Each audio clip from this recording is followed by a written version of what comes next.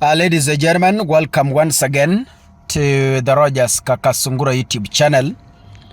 A big thank you for the support you're granting this platform. The former Deputy President, Rigathi Gachagua, they have severally, as the United Opposition, done visits to the office of the IG, Douglas Kanja, to give their petitions against police brutality in the United Opposition rallies. In the visits they have done, it has emerged that Kanja has been playing hide and seek. They arrive in the office, they are given junior officers to engage them. Kanja runs through the back door, he disappears under the instructions of Mr. Kasongo because he has nothing to tell them, because they know it's illegal and against the law to use force in peaceful rallies being held by the United Opposition. The latest visit, Gachagua went there in the company of Kalonzo, Eugene Wamalwa, Cleophas Malala and other United Opposition leaders, but unfortunately they couldn't find Kanja in office. At this time, Gachagua said there will be no visits, and this is what Gachagua is saying. The United Alternative Government, they have rebranded. Now they are not the United Opposition. It's the United Alternative Government. Hereby announces that we shall not be returning to the office of the Inspector General of Police, Mr. Douglas Kanja. On January 30th, 2026, we met the Inspector General at Jogo House, Nairobi, regarding the violent attack at Witima ACK Church, Othaya, and the attempted assassination of the second Deputy President of the Republic of Kenya, H.E. Rigathi Gachagua. We left that meeting in good faith, believing that the investigation would proceed independently and then justice would follow. We scheduled a follow-up meeting for February 16th, 2026, at which the Inspector General was to brief us on the progress. Upon honoring that appointment, we were informed he was unavailable until February 20th, 2026. We have, however, since been reliably informed that investigations into the Witima ACK Church attack have in fact been concluded. The perpetrators have been identified, 12 police officers who executed the attack using two Land Cruiser vehicles from Nairobi.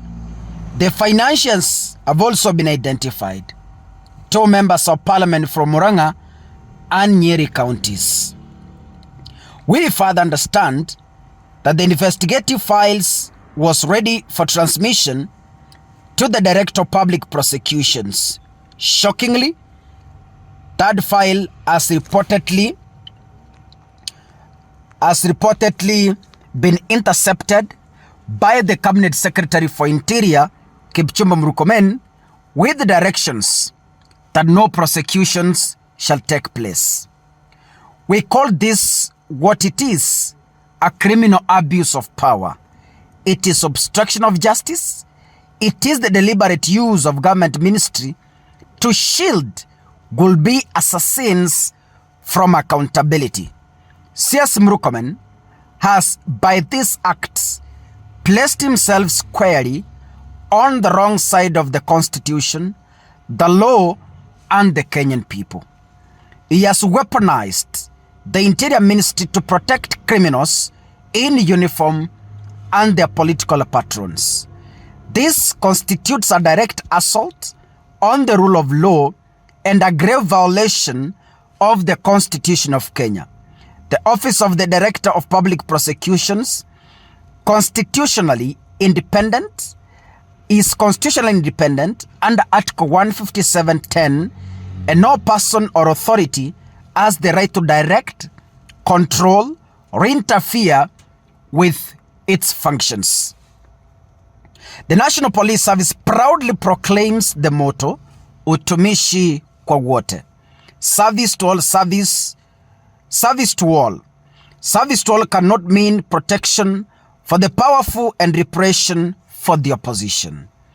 Service to all cannot mean shielding rogue officers while tear-gassing citizens exercising their constitutional right. Service to all must mean fidelity to the Constitution, impartial enforcement of the law, and equal protection for every Kenyan. We therefore find it not only unnecessary, but a disservice to Kenyans to continue engaging an Inspector General whose hands have been tied by his political masters and who presides over a force that has been turned into a private militia for the protection of those in power. Our decision, private prosecution. The Constitution of Kenya is unambiguous. Article 157(6)(b) of the Constitution of Kenya 2010 provides the constitutional basis for private individuals and entities to institute criminal proceedings when the state fails or refuses to act. This constitutional right is further enforced by Section 28 of the Office of the Director of Public Prosecutions (ODPP) Act 2013, which expressly provides that any person may commence a private prosecution subject to notifying the Director of Public Prosecution in writing within 30 days of instituting such proceedings. The procedural mechanism is established under Section 88 of the Criminal Procedure Code, Cap 75, which enables the private prosecutor to apply to a magistrate for leave to proceed. The threshold for private prosecution is met in full in this case. The Public Prosecution Authority has been given ample time and opportunity.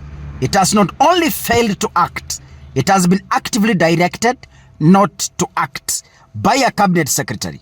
This is precisely the kind of culpable, politically driven inertia that the framers of the Constitution sought to guard against when they enshrined the right to private prosecution. The United Alternative Government hereby announces the following: that we shall, without further delay, initiate private prosecutions against, number 1, all 12 police officers who participated in the Witima church attack and the attempted assassination of Rigathi Gachagua. Number 2, the 2 members of parliament who financed and facilitated this criminal operation. The law is on our side. The Constitution is on our side. The Kenyan people are on our side. The perpetrators of this cowardly act and those who have moved to protect them should be under no illusion they will be held to account.